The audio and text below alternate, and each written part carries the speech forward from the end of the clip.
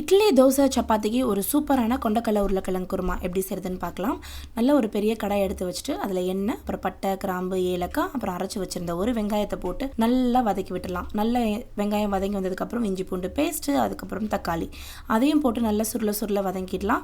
அதில் உப்பு, மிளகாய்த்தூள், மஞ்சள் தூள், அப்புறம் தனியாத்தூள் எல்லாம் போட்டு நல்லா வதக்கி ஒன்று சொன்னாப்பில் வந்ததுக்கப்புறம் இதில் கரம் மசாலா தூள் போட்டுக்கலாம். கரம் மசாலா தூள் ஆல்ரெடி நான் ரெசிபி நம்மளுடைய சேனலில் அப்லோட் பண்ணியிருக்கேன். அடுத்து கட் பண்ணி வச்சுருந்த உருளைக்கிழங்கையும் போட்டு நல்லா வதக்கி விட்டுடலாம். அடுத்து தேவையான அளவு தண்ணி ஊற்றி இதை நல்லா கொதிக்க வச்சு எடுத்துக்கலாம். அடுத்து உருளைக்கிழங்கு ஓரளவுக்கு வெந்ததுக்கப்புறம் இதில் கொண்டக்கடலை ஏற்கனவே வேக வச்சது, அப்புறம் தேங்காய் பால், கொஞ்சமாக கருவேப்பிலை, கொத்தமல்லி போட்டு மூடி போட்டு நல்லா தளன்னு கொதிக்க விட்டு இறக்கணும். அப்படின்னா சூப்பரான குருமா ரெடி. இதை இறக்கும்போது கொஞ்சமாக தேங்காய் எண்ணெய் ஊற்றி அப்படி மேலாப்பில் கொத்தமல்லி தழை போட்டு இறக்கி இட்லியோட சர்வ் பண்ணி பாருங்கள். அட்டகாசமான டேஸ்ட்டில் இருக்கும். ட்ரை பண்ணி பார்த்துட்டு எப்படி இருக்குன்றதை சொல்லுங்கள். நான் உங்களை அடுத்த வீட்டில் சந்திக்கிறேன். அது வரைக்கும் பை பாய்.